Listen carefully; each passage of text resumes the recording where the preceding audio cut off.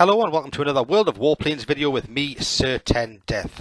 Recently I did a review of the Blenheim F Heavy Fighter and I said I was going to do another Heavy Fighter, but this is a little bit different because this is a premium one and it's available in the shop at the minute, but it isn't always there. It's the French Tier 5 SNCASE SE 100 Heavy Fighter and we're asking today, is it worth the gold? So I've got mine here and I've done my usual trick of putting a nice pretty paint job on it. It looks pretty snazzy, doesn't it? And I've just fitted it out with the normal first aid kit and fire extinguisher, things for improving marksmanship and speed and hopefully give me a bit more hit points and reduce the chance of a critical hit. And as normal, I'm going to jump into a game now and see how we do with this. Now I will go on record right now and say that I'm not an expert at playing heavy fighters. I'm very much still learning the trade there, but I'll try my best, try and show off what this plane can do and can't do very well, and hopefully it'll help people make a decision as to whether they should get it or not. In terms of cost, it being tier 5, it costs in the UK just under £7, about £6.80, and therefore in the EU that would be about €9, or similarly in the US about $9 or $10. First thing worth noting, it looks pretty nice. It's a nice looking plane, a bit of a unique style, looks a little bit strange, a little bit odd looking, but I'm quite a fan of quirky, peculiar looking planes. It's a very narrow fuselage and that might help it to avoid taking some incoming shots, we'll see. Not a bad matchup for this. We've got a tier 5 plane in with some tier 4s as well, and I'm going to just do what I can do while talking about the plane's strengths and weaknesses, what it does and what it doesn't do very well. So as normal, I'm just going to climb up to get a bit of altitude from the off early on. Things worth noting then. It's got a 30-second boost, which is nice because you're probably going to need that to manoeuvre in and out of combat. And it's got not a bad hit point pool there. Its normal standard hit point pool is 350, but because I've got the reinforced airframe on it, mine goes up by a bit more, so it's a little bit higher than that, which is quite nice as well. So I've just come up to a little bit under 2,000 meters here and approaching this airbase and see what we can do. Now what I really want to do is engage people at my zone of altitude. The suggested altitude for fighting with this is about 1,500 meters, and I'll be probably honest and go and say that I don't play this the perfect heavy fighter way. I tend to do what I often do with light fighters, but I'm doing a bit early doors here, just get in and get some shots on. First thing worth noting, it being a heavy fighter, it doesn't turn particularly quickly. I'm having to take a while to get round, but I've got round behind this other guy now to see how these guns go to work. Oh, they're pretty well. That's pretty effective. Those guns are pretty good if you can just dab them. They do overheat quite quickly, but so maneuverability is obviously going to be the problem here, but that's normal. It's a heavy fighter, not a light fighter. So as long as you can get on the tail of somebody like this, though, yeah. Oh wow, that's pretty effective. I quite like that. Okay, so let's have a chat about this. And we've mentioned the hit points already. Its official maneuverability rating is 31, which is a little bit on the low side, but as I've said, this is a large lumbering plane, so you'd sort of expect that here. That's not uncommon, I suppose. Its turn rate is 16 seconds, which sounds pretty damning, but actually it's not the end of the world. You know, most fighters, light fighters, will turn around in 9, 10, 11 seconds. You would expect this to be less than that, and it is, but 16 is not terrible. It's not awful, and its speed is it's pretty good on the whole. I mean, when you're boosting here, you can see it's hitting up to about 600 kilometers per hour. When I'm not boosting, I mean, I'm not boosting at the moment, still doing 580, but that's because I'm in a bit of a dive here. So I just want to see when I'm going on the flats. It's still about 500, it's pretty fast. So I've done a little bit over 1,000 combat points now, racking up damage slowly. I'm a little bit low down here. This is really what I don't want to be doing with a heavy fighter. I shouldn't really be trying to engage large groups of fast, maneuverable little planes, because to be honest, if they decided to pay attention to me, they would rip big holes in me pretty fast. So what I should be doing is, what I'm trying to do now is just to rise, get a bit of altitude again, going above 700 meters and try and get back to where I should be fighting, which is up here, dealing with the guys that are much higher up. In terms of the guns, it's pretty well equipped. On the front it's got 4 20mm cannons, which is pretty nice. I mean, they're capable of putting out quite a bit of damage quite fast. They have a 660 meter standard gunnery range, which is pretty nice. It means you can engage certainly most normal fighters and other heavy fighters and the likes quite early on in the combat.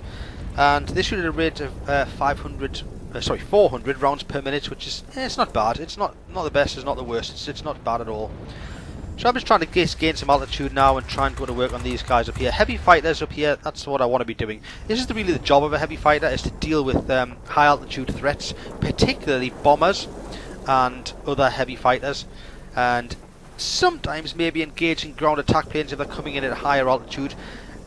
Ground attack planes by definition normally are found at ground level, obviously, and these would be perfect for polishing them off, but the problem with that is if you go down to that 200 or 300 meter altitude and engage ground attack, you are just inviting light fighters to shoot you down, really. So it is something that I'll be honest, I have done. I get a rush of blood to the head and get tempted to go and do it, but it's not something that should be recommended, really. What you really want to be doing is staying above the 1,000 meter mark. So here I'm coming down, getting quite low to try and engage somebody. Really, because I'm looking for targets because there's nobody in this area at the minute.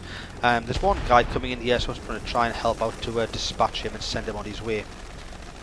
Obviously, because of its low manoeuvrability and slow turn time, this is certainly not a turn and burn in any sort of way. It's much more boom and zoom. The idea is you swoop in from above, put some shots into them. If you finish them off, get the kill, great. If you don't, you've just done hopefully you've done enough damage to have taken their health down significantly, and you get some points for doing that later on.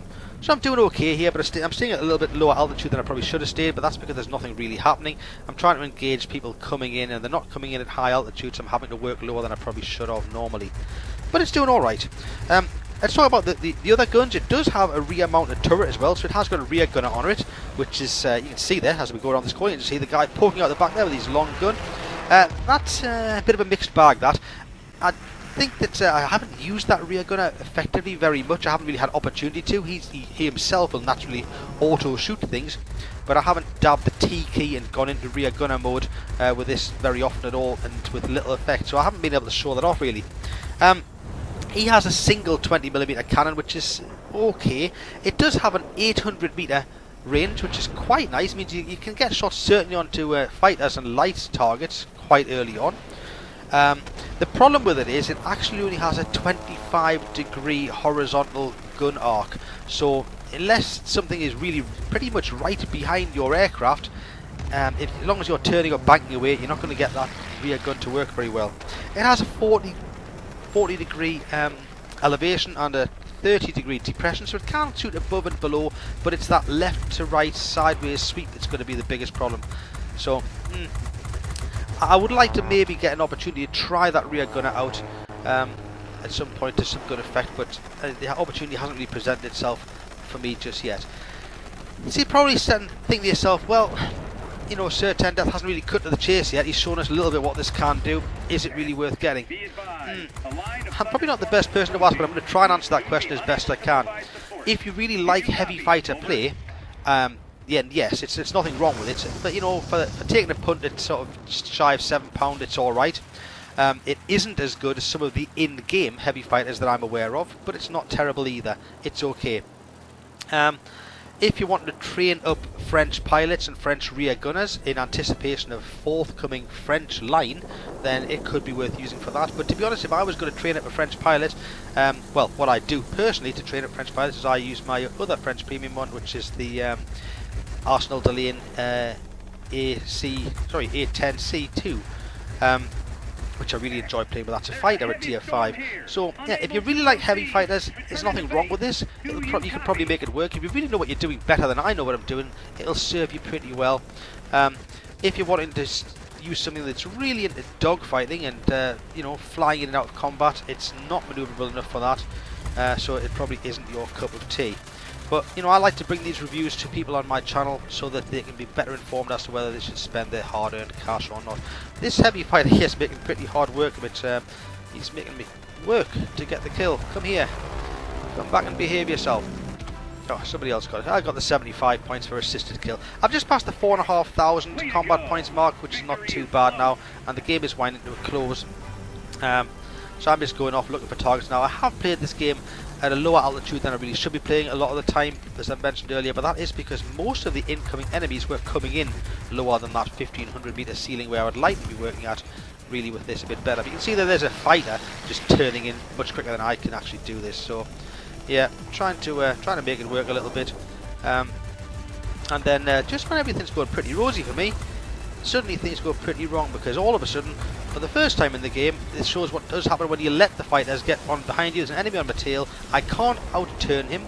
I can't outrun him. I'm trying to hold the boost down to just try and I'll run him with speed, but I've got an engine knocked out and damage to the tail, to the wing, and that's the end of my game because the score line's just come down as well. So yeah, I tried my best there. Anyway, I cut to the end here. This is what I did overall. Just over 6,000 combat points. Got the Flying Start Award. Got this Supporting Fire Award. These are all fairly standard. Strong Support, that's quite a good one to get. Subjugator, these are all standard awards. Class 5 Heavy Fighter, not great. And Predator Award. So you're probably asking though, does it make me money? Because that's what people really want premium planes for. Well, this one in that game, what I'd call a very average game, pulled in 87,000 credits, which is not bad. But to be honest, in tier 5 you should be looking nearer the 100,000 or just over the 100,000, so it's not great either. But that was an average game and I'm not a great heavy fighter player. I hope this has helped you decide whether you want to get this or not, and as ever I'll keep the videos coming. Thanks very much for watching. Please do share and subscribe to my channel. Thank you very much. Goodbye.